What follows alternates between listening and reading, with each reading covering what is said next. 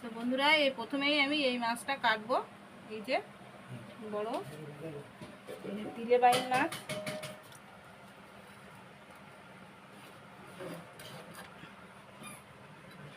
যে মাথাটা কেটে ফেলে দিলাম।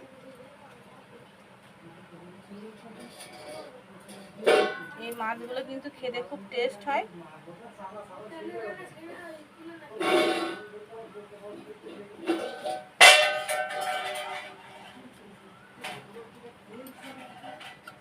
এই যে ভিতরের ময়লাগুলো বার করে ফেলে দিচ্ছি।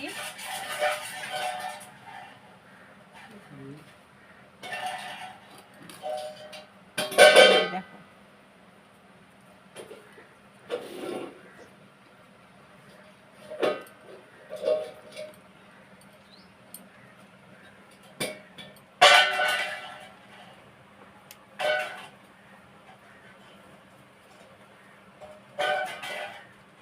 এই মাছগুলো তাড়াতাড়ি মরে না,